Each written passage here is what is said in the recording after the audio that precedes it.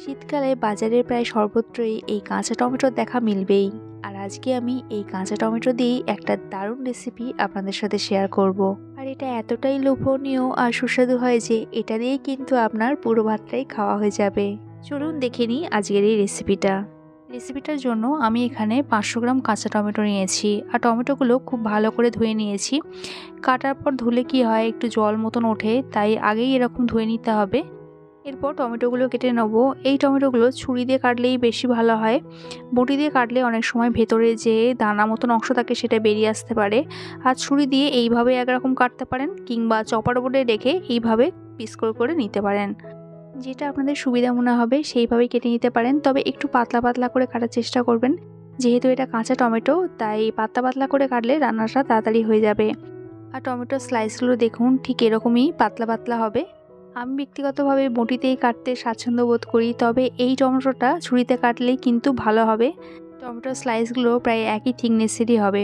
আর এখানে আমার সমস্ত টমেটো কাটা হয়ে গেছে। কাটার পর একটু রেখে দেবেন, যাতে টমেটোর মধ্যে যদি রস থাকে বা জল থাকে সেগুলো শুকিয়ে যাবে। 10 মিনিট মতো রেখেছিলাম। এরপর এই টমেটোর সাথে মিশিয়ে দেবো নুনটা একটু এখানে বেশি করেই দিয়েছি। সঙ্গে দেবো অল্প একটু হলুদ গুঁড়ো, আর রঙের জন্য অল্প একটু কাশ্মীরি লঙ্কার গুঁড়ো। সব উপকরণগুলো টমেটোর সাথে খুব ভালো করে মিশিয়ে নেব। আর মেশানোর পর 10 মিনিটের জন্য একটু রেখে দেবো। যেহেতু নুন আছে, একটু রেস্টে রাখলে টমেটোগুলো আগের থেকে অনেকটাই সফট হয়ে যাবে।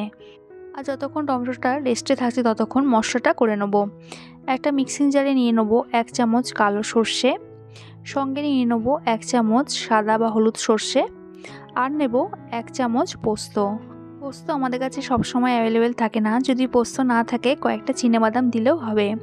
আর সবশেষে দিয়ে দেবো 4টে কাঁচা লঙ্কা। আমি এখানে বুলেট কাঁচা লঙ্কাটা নিয়েছি, যদি সরু কাঁচা লঙ্কা হয় লঙ্কার সংখ্যাটা আর একটু বাড়িয়ে দেবেন। হাফ চামচ মতো নুন দিয়ে দিলাম। শুকনো অবস্থায় এগুলো আগে ব্লেন্ড করে নেবো, তারপরে পরিমাণ মতন জল দিয়ে একটা ফাইন পেস্ট বানিয়ে নেবো।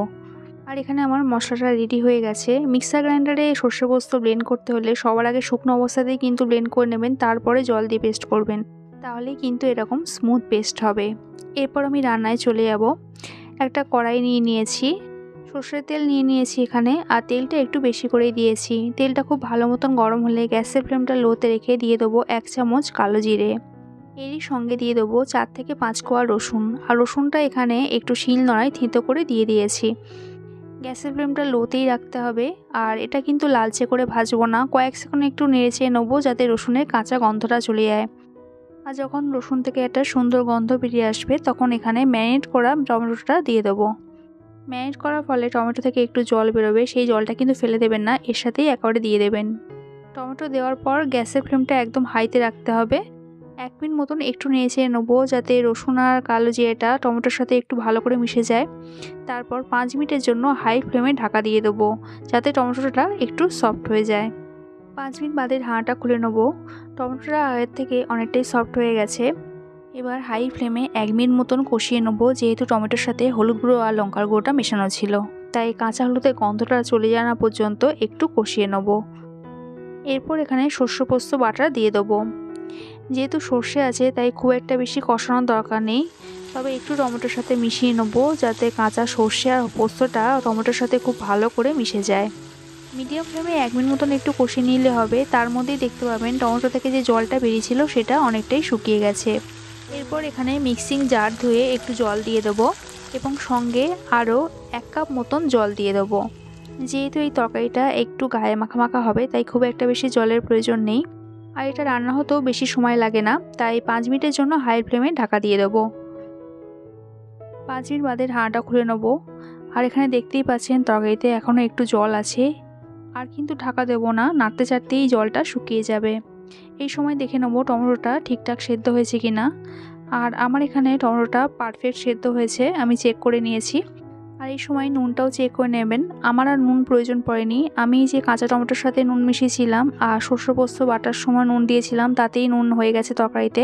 কাঁচা টমেটোর মধ্যে ভিটামিন বি আর পটাশিয়াম থাকে, যেটা কোলেস্টেরল আর রক্তচাপ স্বাভাবিক রাখতে সাহায্য করে, তাই কাঁচা টমেটো খাওয়া শরীরের পক্ষে কিন্তু খুব উপকারী। রান্নাটা প্রায় হয়ে এসেছে। সবশেষে একটু কাঁচা সর্ষের তেল আর ধনেপাতা কুচো অ্যাড করে দেবো। সর্ষের তেল আর ধনেপাতাটা ভালো করে মিশিয়ে নিলেই রেডি আমার আজকের রেসিপি টমেটোর ঝাল। আর এই কাঁচা টমেটোর ঝালটা এতটাই সুস্বাদু হয় যে এটা দিয়ে আপনার ভাত খাওয়া হয়ে যাবে, মাছ মাংসর আর প্রয়োজন পড়বে না। আর এটা দেখতেও দেখুন কতটা লোভনীয় হয়েছে। গ্যাসটা অফ করে দেবো এবং 10 মিনিটের জন্য ঢাকা দিয়ে রেখে দেবো স্ট্যান্ডিং টাইমের জন্য। আমার আজকের এই কাঁচা টমেটোর রেসিপিটা ভালো লাগলে লাইক কমেন্ট করবেন, আর আমার চ্যানেলে নতুন হলে চ্যানেলটা সাবস্ক্রাইব করুন রইল। দেখা হচ্ছে আবার এক নতুন রেসিপির সাথে। সবাই সুস্থ থাকবেন, ভালো থাকবেন।